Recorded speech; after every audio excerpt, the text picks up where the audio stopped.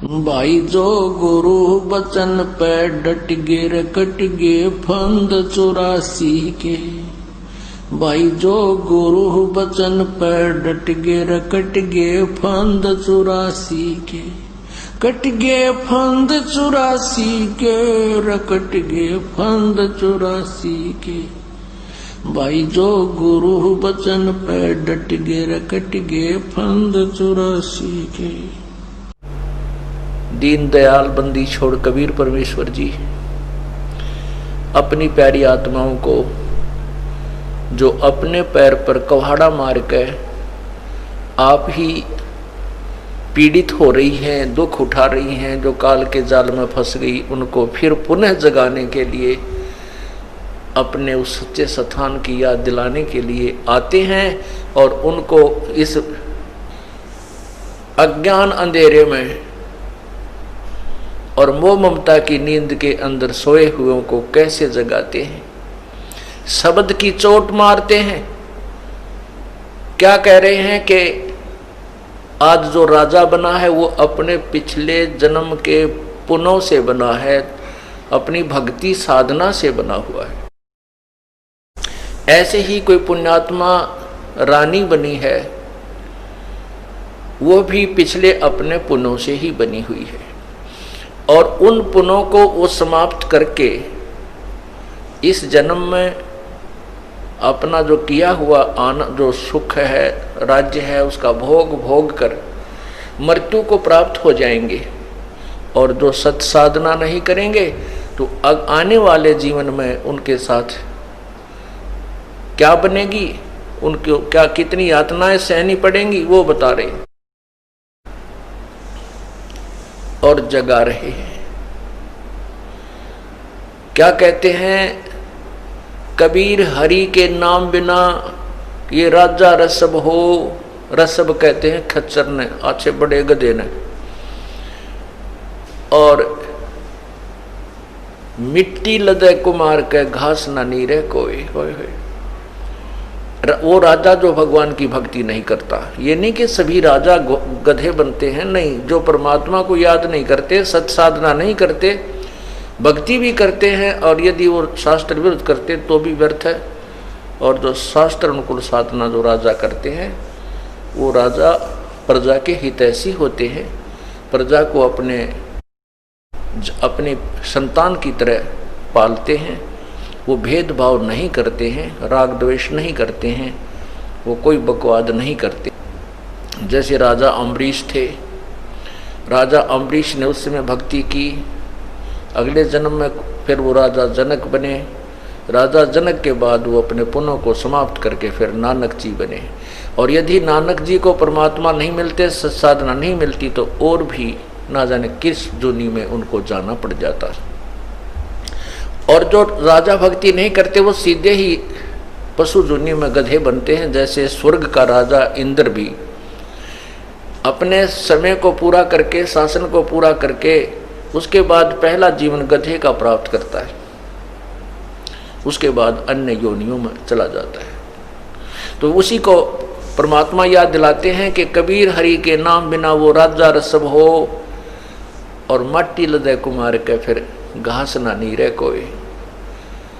उस राजा को जो परमात्मा की भक्ति नहीं करता था और यही माया के जोड़ने में लगा रहा, यही अपने राज्य के सुख को भोग कर चला गया, वो गधा बनेगा। और गधा बनने के बाद कुम्हार उसके साथ कैसा सलूक करता है, सारा दिन काम लेता है और शाम के समय बोरा उतार कर थैला उसकी कमर पर एक डंडा मारेगा और जंगल की तरफ भेज देता है।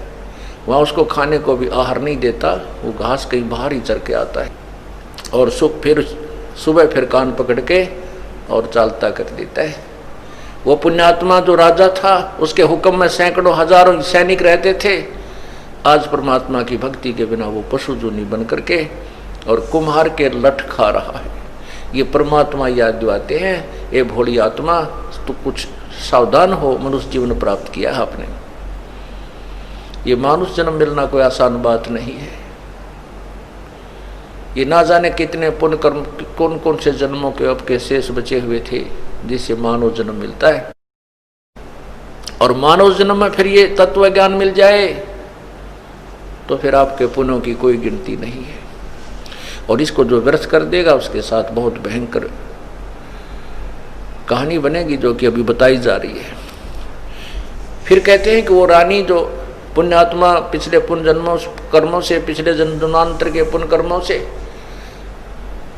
अब रानी बनी है, पर्दों में रहती है, पालकियों में चलती थी, अब एयर कंडीशन और काले शीशों की कारों में चलती हैं। और वो संतों से संपर्क में नहीं आ सकी, संतों के संपर्क में नहीं आ सकी, क्योंकि वो लोग कहते थे हमारी तो खानदान की बहुएं हैं, ये नहीं जाया करती सत्संग में, हमारी इज्जत उतर जा। परमात्मा कहते हैं इज्जत तो जब उतरेगी जब कुतिया बनकर नगन उगाड़ी फिरा करेगी गलियों के अंदर, इज्जत तो वहाँ बिखरेगी। अब सत्संग में और संतों के दरबार में जाने से इज्जत नहीं उतरती, वहाँ तो इज्जत बनाई जाती है, सत्य कहानी सुनाई जाती है, उसको चेताया जाता है, परमात्मा की कथा सुनाकर उस आत्मा को भगवान के चरणों में लगाया जाता है। तो क्या बताते हैं कबीर, हरि के नाम बिना ये नार कुतिया हो और गली गली भौंकत फिरे, फिर टूक न डाले कोई। ओए होए पुण्यात्माओं, आज हमें ये बातें बेशक ना अच्छी लगती हों, और चाहे हम ये भी मान बैठे हों कि नहीं हम ऐसा वैसा नहीं बनेगा, हम तो मनुष्य ही बन जाएंगे। कुछ ऐसे सिरपरे पंथ भी हैं, एक आध पंथ है वो कहता है कि मनुष्य तो मनुष्य ही बनते हैं और गधे गधे ही बनते हैं, पशु पशु ही बनते हैं। ऐसा कुछ नहीं है, वो तो भ्रमित लोग हैं, ऐसा नहीं है। ये तो 84 लाख योनियां जीव को भोगनी पड़ती है। ये दूसरी बात है कि एक पुण्य आत्मा के कंटिन्यूस हो सकता है 2, 4, 10, 5 मनुष्य जन्म भी हो सकते हैं, यदि उसकी कोई पिछले पुण्य शेष है तो क्या बताते हैं, वो रानियां जो पर्दे में रहा करती थी, एडी से लेकर चोटी तक पर्दे डाले रखा करती थी, बुर्के पहना करती थी, और घरों में भी पर्दे लगे होते थे। पालकियां जाती थी तो भी पर्दे डाल करके उस में बैठाया जाता था। वो संतों के सत्संग से वंचित रहने के कारण अपने अनमोल मनुष्य जन्म को बर्बाद करके फिर कुतिया बन जाती है। बीबी पर्दे रहे थी वो डोडी लगे थी बार, सामने डोडी चौकी लगती थी, उनके पुलिस पोस्ट हुआ करती थी, कोई भी व्यक्ति उनसे या कोई भी ऐसा वैसा व्यक्ति या संत कोई भी उस राजा के महल की तरफ झांक भी नहीं सकता था। अब गात उघाड़े फिरती हैं वो बन कुतिया बाजारे, वो पर्दे की सुंदरी सुनो संदेशा मोरे, गात उघाड़े फिरती हैं इब करें सरा में शोर। वही रानी जो पहले काजू और किशमिश बादाम डालकर हलवे बनाकर बांदियां बनाया करती थी, दासी नौकरानियां बनाया करती थी, और वो 4 चम्मच खाती थी, शेष झूठा छोड़ देती, जिसको नौकरानी और उनके बच्चे खाया करते थे।